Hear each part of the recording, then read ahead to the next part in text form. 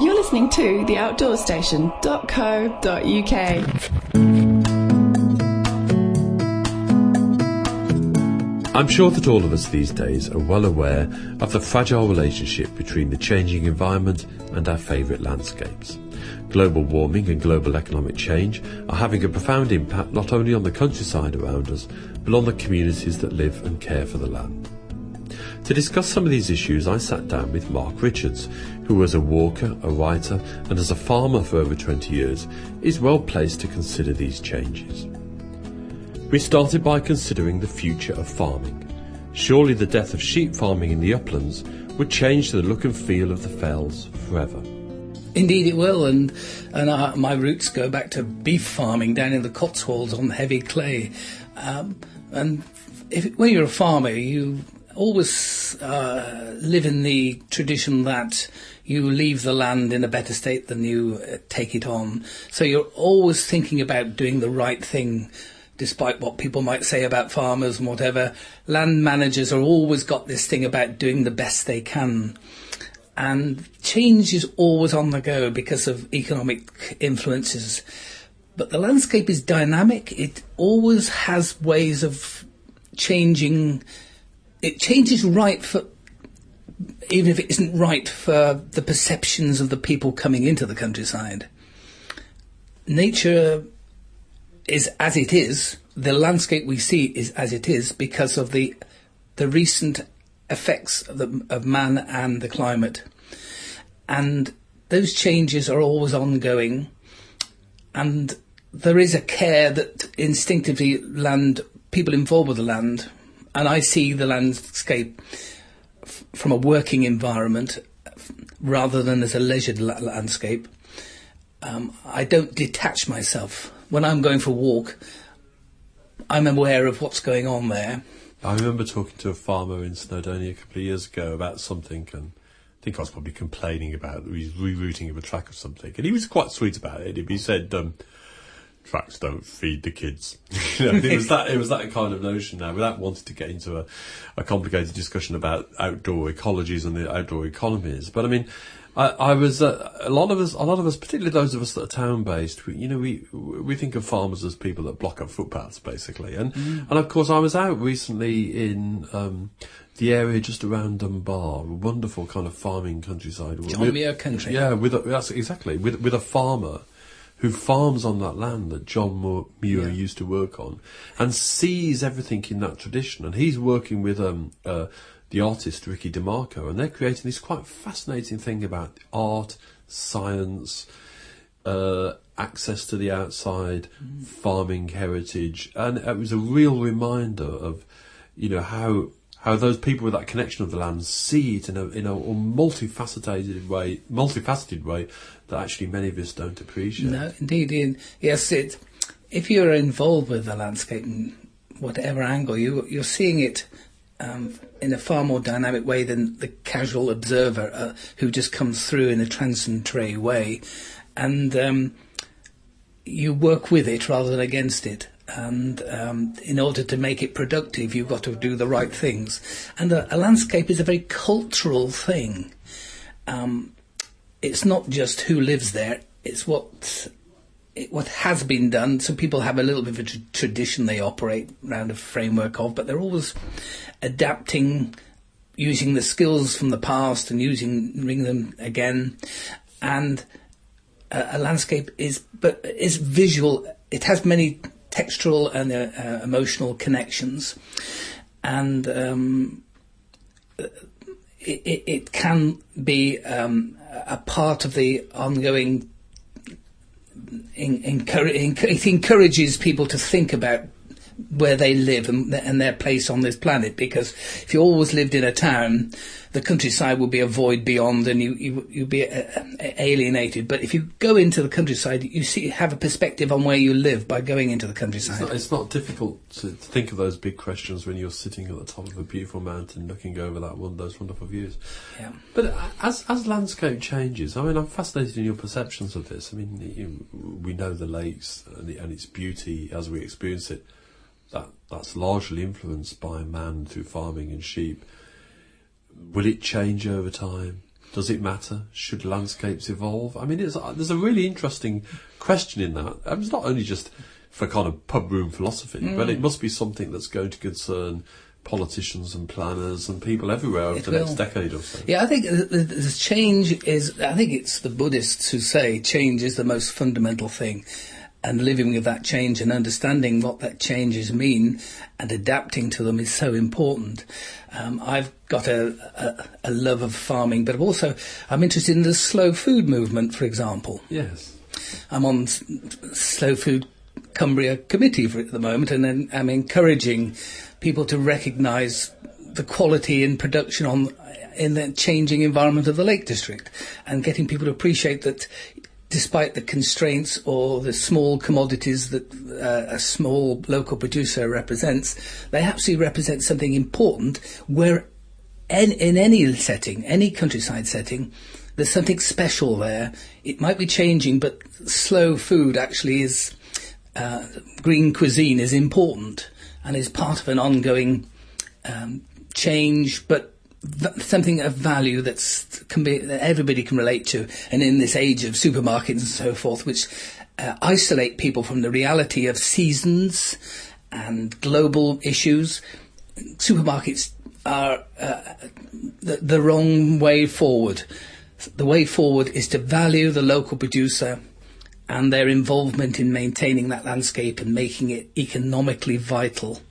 And the changes that the climate will occur will be something that the local person, where he's got an economic base, can adapt to. Whereas if everything's done on the bottom line of a supermarket buyer's basis, where he can buy Chilean cherries or whatever at any season of the year, or strawberries from New Zealand or something, that's so alien to the care of the landscape and our understanding of it and our cultural involvement with it.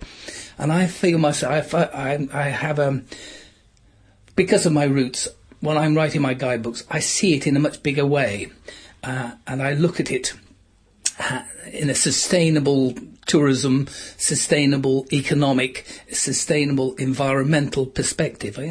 It's imparting that feeling of importance of caring for a landscape and keeping it vital, keeping it focused as part of everybody's life, not something that's isolated and distant. I also think there is a big issue for a walker, somebody passing through, taking advantage of somewhere, to think about or to be aware of the notion of putting something back into that local economy. You know, use the local buses because they're getting better and better all the time, at least in the areas of access to hills. And here from Keswick and from Kendal, use the local buses, more sustainable, put something back, look at local produce, try and buy those local things. It's part of keeping that cycle, that virtuous cycle going, isn't it? It is. You got it absolutely right. The whole notion that we're all part of sustaining what we dearly love. It's not an abstract. We go into it and get excited by it, but the means of getting there on a bus, as opposed to endlessly driving there, or buying something that's local rather than something that's come from somewhere else, being prepared to put money into path restoration or woodland care or some particular environmental project that's immediate to the place that you love and you get such wonderful pleasure from going to, is part and parcel of an ongoing relationship we should sustain in our relationship with going for walk. Walking is not an end in itself. It's a part of our growing understanding of who we are on this short term on this planet, and getting involved with it, putting a bit of your time, effort and money into those things that matter to you, and learning what things matter to you. No, I'm quite struck by that notion of, yes, we are facing a time of change, and climate change is going to pose real problems to people over the next few years. But I'm struck by the notion that the farmer on the ground, working in their space with their produce, in their local locality, their tradition, actually will be able to adapt to those changes. They'll find ways of doing that, and perhaps they'll be better able to do that if they're left to do it without the big national into supranational planning of the supermarkets.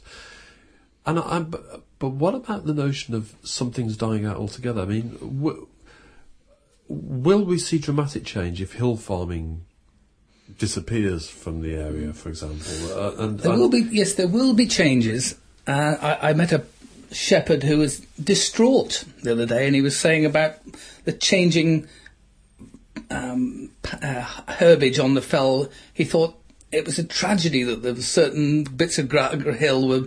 This was slopes of Skidder. And he said moss was growing. It never used to grow moss there, and so forth. And because we talk about traditional farming, a lot of traditional farming has been spoilt by chemical companies and so forth, and big corporations that have focused farmers into doing particular things with particular breeds at particular times of year. Where, like, rare breed societies and organic farmers and so forth will actually transcend all that folly, they will be able to adapt. And it's being able to recognise that there's more than one way of skinning a rabbit. There are various ways in which it's being able to hold on to these reservoirs of livestock, of techniques, and so that what might seem easier, peculiar traits, like I had a saddleback pork the other day, and you can't get saddlebacks, so it's just a rare breed of pig, but somebody was smart enough to recognise, and it had a lovely flavour, and I thought, that's brilliant, that's somebody spotting that actually it re-enthuse people with places if you give them variety and choice that is local and seasonal and things that change. And there will be changes in the countryside, different stocking rates, but those stocking rates have become artificial stocking rates. And our view of that people, if you take a snapshot of a hill now, and if you were to see that same snapshot 200 years ago, you'd be amazed how different it was. Because the techniques and management will have been totally different and will have been far more harmonious. So we shouldn't be worried about change, and actually some of that change may well be bringing us back to a better rhythm in relation to the natures and the seasons. But actually what we want is to stress that partnership between those of us who enjoy the hills, and I think we do appreciate that the farming community particularly are the stewards of much of what we take for granted. But actually perhaps we need over the next decade as walkers to make that extra effort to engage a bit more, to look out for that local produce, and not just bring cheddar sandwiches from Tesco's with us. But I mean, that kind of relationship, I guess, between those that are experiencing the land, walking through it, and those that are there, I get a feeling that's going to become more important over the next few years. You're absolutely correct. This is probably one of the most important messages that I must try and impart, and others like me, to realise that the way forward, there is a very positive way forward, a very creative and very fulfilling way forward. The more we can relate to people working on the ground who are producing wonderful things that we wouldn't understand if we didn't make that effort to find out a little bit more. And it is by visiting them and engaging them that we will sustain the places that we love so much. But it will benefit both ourselves and the locality by becoming more engaged, and not just racing through a landscape and thinking that's it. There's things that we can get benefit from, and we can contribute towards, and we can sustain. And in fact, my daughter at the moment is doing another master's degree in sustainable tourism. So she's very much engaged in sustainability, and she's sort of tutoring me along the way. But I think I've learnt a little bit along the way by being a farmer as well. I just wonder, we talked about the slow food movement that originated in Italy, I think now has become a global movement, and more strength to their elbow, I think. But I'm just wondering from that whether we need to start developing a philosophy of the slow walking movement. The notion of doing the 3 peaks and dashing from place to place and car. Yes, it's exciting, but maybe we should be thinking a bit more about how hikers and walkers can engage in the land, can put something back. I think, as as I get past my 50s now, I'm suddenly much more aware, I think, of putting something back into that landscape, those communities that have given us so much.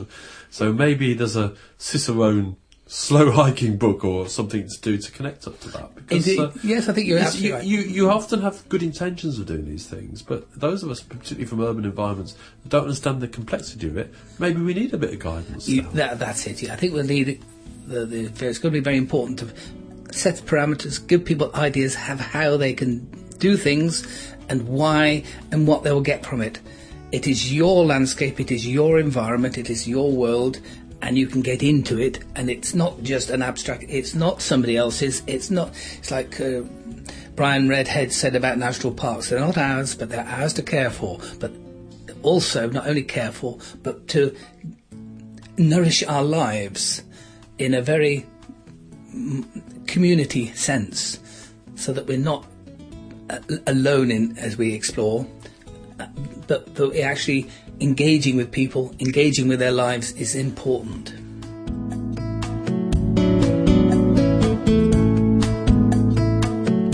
Well, I certainly agree with that. Some very important sentiments from Mark Richards there.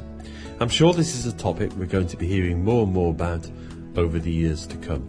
Maybe there are times when walkers do want to leave a trace, but it has to be the right kind of investment to help build a better future for our countryside and for the communities who live there. You can learn more about Mark's work by visiting www.cicerone.co.uk, and there you'll find a full listing of Mark's many and varied guidebooks.